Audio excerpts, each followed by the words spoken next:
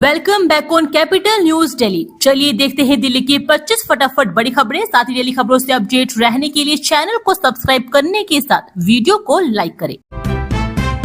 दिल्ली में mega Yamuna cleaning अभियान 28 घाटों पर एक साथ उतरे हजारों लोग किया महाश्रमदान। राजधानी दिल्ली में यमुना नदी को प्रदूषण मुक्त बनाने और उससे उसका पुराना स्वरूप लौटाने के उद्देश्य से रविवार को एक बेहद मेगा यमुना क्लीनिंग अभियान चलाया गया। इस महाअभियान के तहत दिल्ली के 28 प्रमुख घाटों पर एक साथ सफाई का कार्य किया गया, जिसमें हजारों की संख्या में आम लोगों ने शामिल होकर श्रमदान किया। इस मौके पर दिल्ली के मुख्यमंत्री भी उपस्थित रहे और उन्होंने जनता के उत्साह की जमकर सराहना की। मुख्यमंत्री ने कहा कि इस अभियान की सबसे खास बात ये रही कि इसमें बच्चों से लेकर बुजुर्गों तक समाज के हर वर्ग ने अपनी सक्रिय और स्वैच्छिक जिम्मेदारी दर्ज कराई है। यह यमुना की सफाई के प्रति दिल्ली वासियों की बढ़ती जागरूकता को दर्शाता है। जनता की मांग पर दिल्ली में शुरू हुआ नया बस रूट। अब आनंद विहार का सफर आसान, जानिए रूट और टाइमिंग। दिल्ली सरकार ने जनता की मांग पर नए बस रूट शुरू किए हैं, जिसमें दी चाउकला से आनंद विहार के लिए 740 से रूट शामिल है। यह रूट पश्चिमी दिल्ली के यात्रियों को आनंद विहार से सीधी कनेक्टिविटी देगा और रोजाना सफर करने वालों के लिए किफायती भी होगा। Gokulpuri Bhajanpura double decker flyover का अक्टूबर तक होगा तैयार, जाम से मिलेगी बड़ी राहत। यमुना पार के बसें बड़े जाम पॉइंट को खत्म करने के लिए गोकुलपुरी से भजनपुरा के बीच बन रहे राजधानी के पहले डबल डेकर फ्लाईओवर पर नवंबर से वाहन दौड़ सकेंगे। अक्टूबर के अंत तक इसका निर्माण पूरा कर दिया जाएगा। अधूरे निर्माण का काम दूसरे ठेकेदार को सौंपते हुए अब अक्टूबर के अंत तक निर्माण को डेडलाइन रखी गई है। इसे देखते हुए ठेकेदार ने निर्माण का काम सोमवार से शुरू कर दिया है। फ्लाईओवर शुरू होने के बाद गोकुलपुरी से भजनपुरा के बीच लगने वाली जाम से लोगों को पूरी तरह से निजात मिलने की उम्मीद है। दरअसल पहले ठेकेदार ने काम को बीच में ही छोड़ दिया था। फ्लाईओवर के दोनों और लगभग 20 मीटर के रैंप बनाने का काम अटका हुआ है। इसके चलते परियोजना लंबे समय से अटकी हुई थी, जिससे स्थानीय लोगों को भारी ट्रैफिक जाम का सामना करना पड़ रहा था। अब दिल्ली मेट्रो रेल कॉर्पोरेशन ने नए ठेकेदार को शेष कार्य सौंपते हुए निर्माण कार्य को गति दी है। दिल्ली से ऋषिकेश तक जल्द दौड़ेगी नमो भारत। कितना लगेगा समय, क्या होगा किराया? दिल्ली से मेरठ के बीच दौड़ रही हाई स्पीड नमो भारत ट्रेन का विस्तार अब जल्द ही देवभूमि उत्तराखंड के हरिद्वार और ऋषिकेश तक होने जा रहा है। इस रूट की विस्तृत रिपोर्ट के सर्वे को लेकर आ रही देरी की खबरों के बीच उत्तराखंड सरकार की ओर से एक बड़ा और सकारात्मक अपडेट सामने आया है। राज्य सरकार ने स्पष्ट किया है कि सरकार इस महत्वपूर्ण परियोजना के लिए बेहद गंभीर है और जल्द ही डीपीआर के सर्वे के लिए स्वीकृति जारी करने जा रही है। अब मेरठ से ऋषिकेश के बीच बनने वाले 150 किलोमीटर लंबे नए कॉरिडोर का काम तेजी से आगे बढ़ेगा। उत्तर प्रदेश सरकार पहले ही इस डीपीआर सर्वे के लिए अपनी लिखित सहमति दे चुकी है। अब उत्तराखंड की मंजूरी मिलते ही एनएचएआईटीसी पूरे रूट पर तकनीकी व भौगोलिक सर्वे का काम धरातल पर शुरू कर देगा। यमुना किनारे लौटेंगे ऐतिहासिक दिन। अगले 6 महीने में डीडीए चमकाएगा यमुना बाजार के 32 घाट। यमुना के पारिस्थितिक तंत्र को मजबूत करने के लिए दिल्ली विकास प्राधिकरण बड़ा अभियान शुरू करने जा रहा है।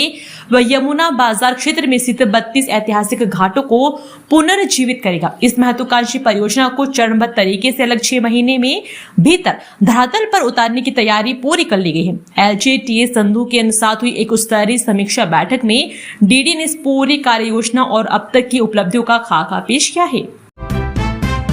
दिल्ली में घर में आने वाला पानी होगा दूषित तो मोबाइल पर मिलेगा अलर्ट। ऑनलाइन निगरानी प्रणाली शुरू। राजधानी के कई क्षेत्रों में पानी की कमी के साथ ही दूषित पेयजल आपूर्ति की भी समस्या है।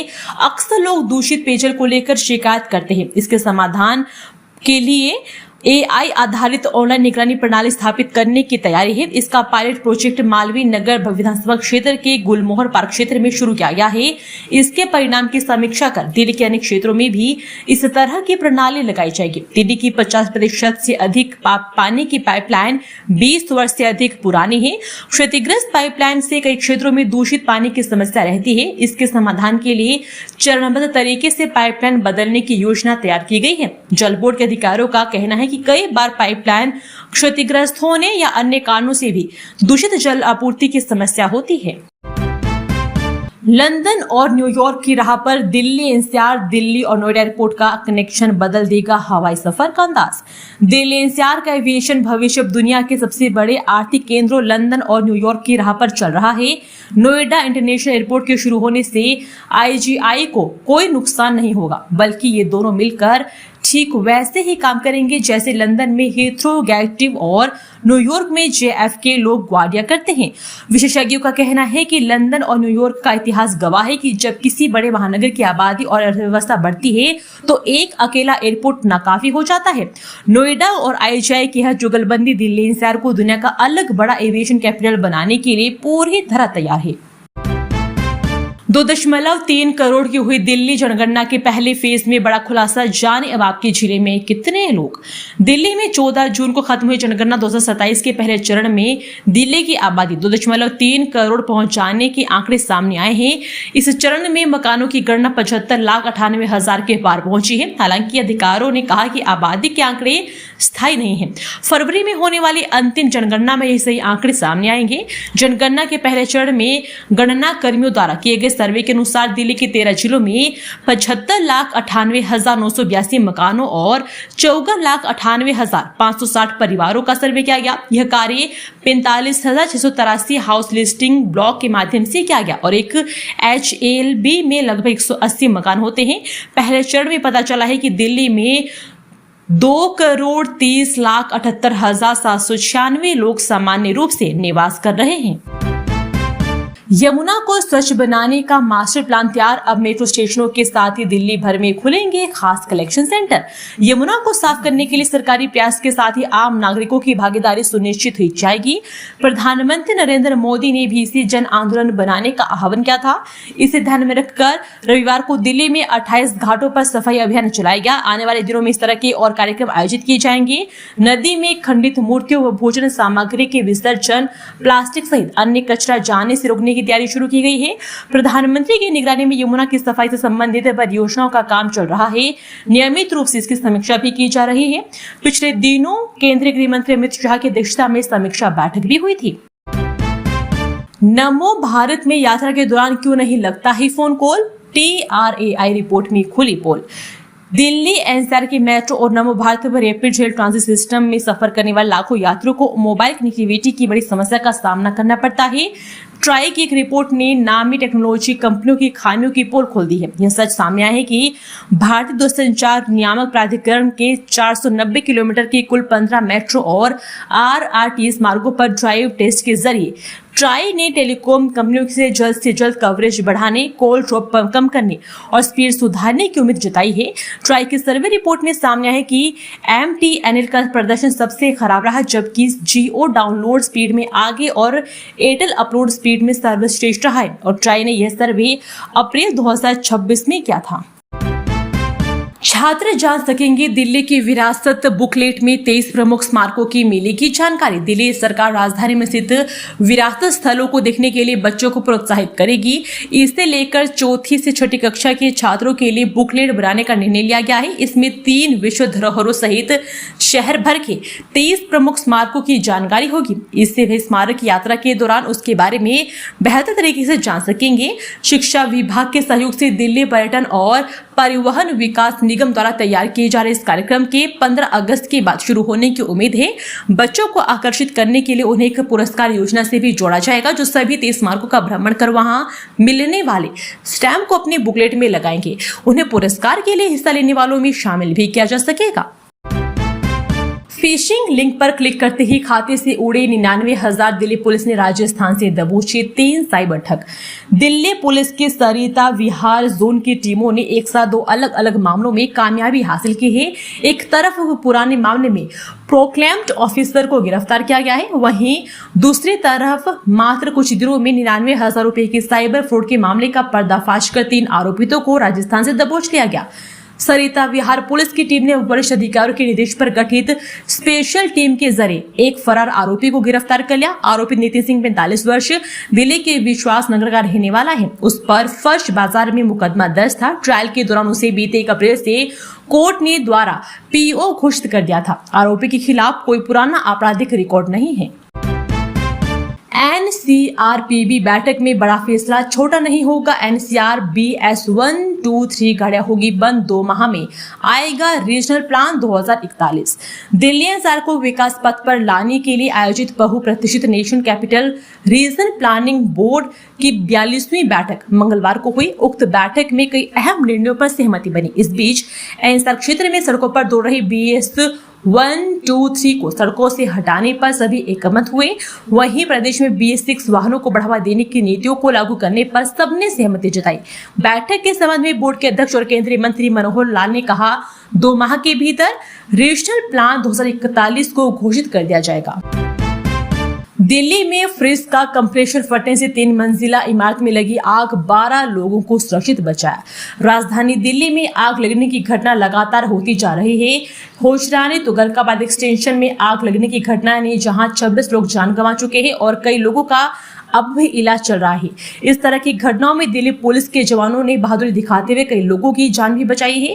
ताजा मामला सैनिक फार्म के नजदीक राजू पार्क इलाके का है। दूसरे तल पर रखे फ्रिज का कंप्रेसर फटने से 3 मंजिली इमारत में आग लग गई।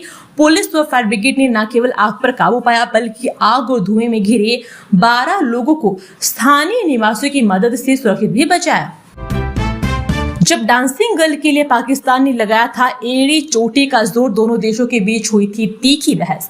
1947 में भारत और पाकिस्तान का विभाजन हुआ तो केवल जमीन, नदियों, सरकारी संपत्ति और पैसों का ही बंटवारा नहीं हुआ था बल्कि प्राचीन सांस्कृतिक धरोहरों को लेकर भी दोनों देशों के बीच मेज पर तीखी बहस हुई थी। हाल ही में स्कूली किताबों में डांसिंग गर्ल ऐतिहासिक प्रतिमा की बनावट और प्रस्तुतिकरण को लेकर उपजे विवाद के बीच इतिहास के एक बेहद दिलचस्प पन्ना फिर खुल गया है। यह पन्ना है सिंधु घाटी सभ्यता की सबसे अनमोल धरोहर। इस डांसिंग गर्ल को हासिल करने के लिए पाकिस्तान द्वारा की गई पुरजोर कोशिश और भारत की अटूट कूटनीति का है। नीट परीक्षा से पहले ही वायरल हो गया असली पेपर, एनटीए के डीजी ने खोला बड़ा राज, टेलीग्राम पर प्रतिबंध। नेशनल टेस्टिंग एजेंसी के महानिदेशक अभिषेक सिंह ने कहा कि नीट परीक्षा से जुड़े फ्रॉड और पेपर लीक के गलत प्रचार को रोकने के लिए इलेक्ट्रॉनिक्स और सूचना प्रौद्योगिकी मंत्रालय द्वारा टेलीग्राम पर कुछ समय के लिए प्रतिबंध लगाना पड़ा। अभिषेक सिंह ने एक समाचार एजेंसी को दिए विशेष सकारात्मक बताया, हमें यह बड़ा कदम उठाना पड़ा क्योंकि स्कैम करने वाले और धोखेबाज लगातार टेलीग्राम प्लेटफॉर्म का गलत इस्तेमाल कर रहे थे। वे नकली प्रश्न पत्रों को भावी नीट परीक्षा के असली प्रश्न पत्र बताकर वायरल कर रहे थे और छात्रों की बेचैनी का फायदा उठाकर उनसे पैसे ऐंठने की कोशिश भी कर रहे थे। इसके लिए एनटीए ने टेलीग्राम अधिकारियों के साथ बैठक की और ऐसे ग्रुप्स, चैनल्स को ब्लॉक करने का अनुरोध किया जिसमें 3 मई की परीक्षा से पहले भी कुछ चैनलों पर 1 मई को ही 3 मई का असली पेपर शेयर किया जा रहा था। दिल्ली के शास्त्री नगर मेट्रो स्टेशन के पास घर में लगी आग, दमकल की 8 गाड़ियां पहुंची मौके पर। शास्त्री नगर मेट्रो स्टेशन के नजदीक एक घर में दोपहर करीब 1 बजे आग लग गई। सूचना पर दमकल की 8 गाड़ियों को मौके पर भेजा गया। आग बुझाने के प्रयास जारी है। फिलहाल किसी के घायल या हताहत होने की सूचना नहीं है। आग लगने के कारणों की अभी कोई जानकारी नहीं मिल पाई है। वहीं आग बुझाने के लिए स्थानीय लोग भी आगे आए और उन्होंने पानी की बौछार करने में मदद की। सराय काले खां से मुंबई तक सीधा सफर, दिल्ली मुंबई एक्सप्रेसवे जल्द पूरी तरह होगा चालू, पीएम मोदी करेंगे लोकार्पण। सराय काले खां से जेतपुर पुष्ता रोड तक दिल्ली मुंबई एक्सप्रेसवे के शेष हिस्से के शुरू होते ही राजधानी में ये पूरी तरह चालू हो जाएगा। प्रधानमंत्री नरेंद्र मोदी जल्द इसका लोकार्पण कर सकते हैं। विगत 19 मई को केंद्रीय परिवहन मंत्री नितिन गडकरी ने स्थलीय निरीक्षण किया था। वर्तमान में भारत परीक्षण का कार्य किया जा रहा है। प्रधानमंत्री मोदी के 12 वर्षीय कार्यकाल की उपलब्धियां साझा करते हुए सोमवार को यह बातें दक्षिणी दिल्ली सांसद रामवीर सिंह भिदोड़ी ने कही। उन्होंने कहा कि दिल्ली मुंबई एक्सप्रेसवे दक्षिणी दिल्ली की लाइफलाइन बनने जा रहा है। सराय काले खां डीएनडी से मीठापुर, बदरपुर होते हुए वडोदरा मुंबई हाईवे बस अब खुलने ही वाला है। इसके अलावा मीठापुर चौक पर फ्लाईओवर का निर्माण, मीठापुर चौक के निकट आगरा केनाल और गुरुग्राम केनाल पर नए पुलों के निर्माण से दक्षिणी दिल्ली से गुजरने वाली जनता को बड़ी राहत मिली है। दिल्ली को प्रदूषण से निजात दिलाने के लिए बदरपुर में 1885 एकड़ जमीन पर दुनिया का सबसे बड़ा इको पार्क बनाया जा रहा है। तुगलकाबाद अग्निकांड के आरोपितों से आमने सामने बैठकर हुई पूछताछ, खुले नशे से लेकर आगजनी के कई राज। तुगलकाबाद अग्निकांड के आरोपितों से पूछताछ के नशे के कारोबार और संगठित अपराध का खुलासा हुआ है। दीपक द्वारा एविल इंजेक्शन की तस्करी से इनकार करने पर रंजिश में उसकी स्कूटी ताड़ने की साजिश रची गई थी। दिल्ली में साइबर ठगों को म्यूल बैंक खाते देने वाले गिरोह का पर्दाफाश, एनसीआर के 10 लोग गिरफ्तार। साइबर ठगों को म्यूल बैंक खाते उपलब्ध करवाने वाले गिरोह का दिल्ली पुलिस ने भांडाफोड़ किया है। पुलिस ने एनसीआर से 10 लोगों को गिरफ्तार किया है। कमीशन पर यह बैंक खाते ठगों को उपलब्ध करवाते थे।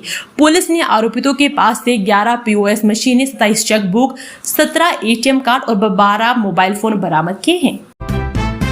दिल्ली के 804 अस्पताल बिना फायर एनओसी के चल रहे। आपका अस्पताल सुरक्षित है या नहीं? सागरपुर में एएस मल्टी किडनी अस्पताल में रविवार रात लगी आग से 15 मरीजों को तो बचा लिया गया, लेकिन इसने बिना फायर एनओसी के अस्पतालों के संचालन का मुद्दा गर्म कर दिया है।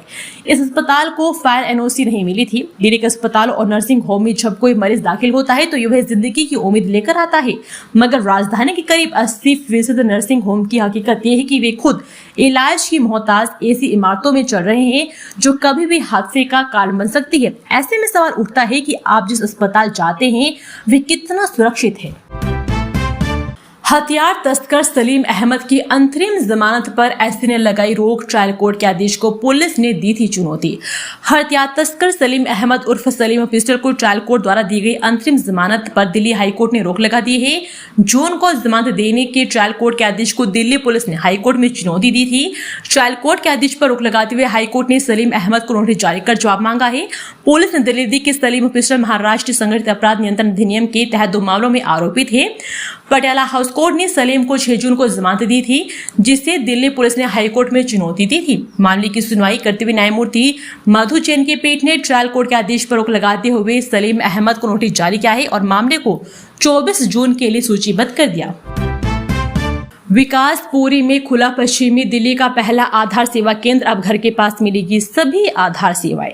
प्रदेश के उपराज्यपाल तरनजीत सिंह संधू ने विकासपुरी में नए आधार सेवा केंद्र का उद्घाटन किया है। इस अवसर पर क्षेत्रीय विधायक व प्रदेश सरकार में परिवहन, स्वास्थ्य और आईटी मंत्री डॉक्टर पंकज कुमार सिंह तथा क्षेत्रीय सांसद कमलजीत सहरावत मौजूद रही। यह केंद्र UIDAI के विस्तार कार्यक्रम के दूसरे चरण के तहत शुरू हुआ है, जिसके बाद दिल्ली में अब कुल 6 आधार सेवा केंद्र संचालित हो रहे हैं। उपराज्यपाल ने उद्घाटन संबोधन में कहा कि पिछले 1 दशक में भारत का गवर्नेंस इकोसिस्टम और डिजिटल पब्लिक इंफ्रास्ट्रक्चर का प्रमुख स्तंभ बनकर उभरा है।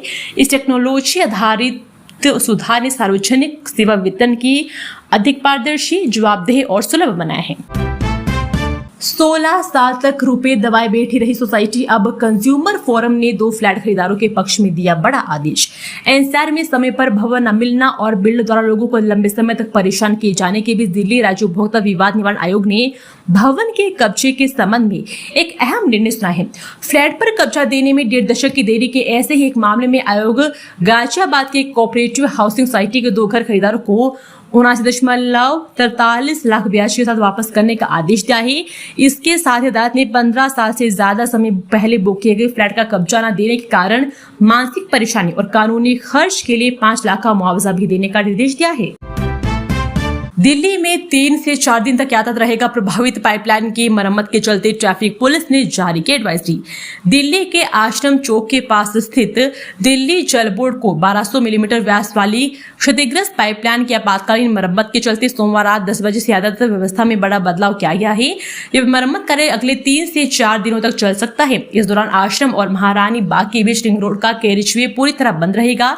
ट्रैफिक पुलिस के अनुसार सराय काली खां, DND फ्लाईवे और CV रमन मार्ग से आने वाले वाहनों पर इसका असर पड़ेगा और कई जगह जाम की स्थिति भी बन सकती है। वाहन चालकों को फरीदाबाद जाने के लिए आश्रम फ्लाईओवर, कैप्टन गौर मार्ग, ओखला मंडी रोड और मोदी मिल फ्लाईओवर का उपयोग करने की सलाह दी गई है। वहीं DND से आने वाले वाहन बारापुला कॉरिडोर या आश्रम फ्लाईओवर का इस्तेमाल कर सकते हैं। ट्रैफिक पुलिस ने लोगों से वैकल्पिक मार्ग अपनाने और अतिरिक्त समय लेकर यात्रा करने की अपील की है। दिल्ली एयरपोर्ट पर 2.5 घंटे चली सुरक्षा जांच, नाराज होकर वापस लौटे बांग्लादेशी पीएम के सलाहकार। बांग्लादेश के प्रधानमंत्री के सलाहकार जाहिद उल रहमान की एक बैठक में शामिल होने नई दिल्ली के इंदिरा गांधी अंतर्राष्ट्रीय हवाई अड्डे पहुंचने पर उनकी करीब 2.5 घंटे सुरक्षा जांच हुई, जिसके बाद उनके करीब बैठक में शामिल हुए बिना ही वे वापस चले गए। बताया जाता है कि सलाहकार डॉक्टर जहीद उर रहमान एक नियमित बांग्लादेशी एयर पासपोर्ट पर यात्रा कर रहे थे, जिसमें एक सार्क वीजा था और वे अपना डिप्लोमेट पासपोर्ट नहीं लाए थे। इसके विरोध में बांग्लादेश के विदेश मंत्रालय ने सोमवार को ढाका में तैनात भारत के उप उच्चायुक्त पवन बधे को औपचारिक रूप से बुलाया और इस घटना के संबंध में अपना विरोध दर्ज करवाया है। गोवा एक्सीडेंट में मारी गई बेटी की मां को मिलेगा 12.58 लाख मुआवजा, 10 लाख बाद ट्रिब्यूनल का बड़ा आदेश।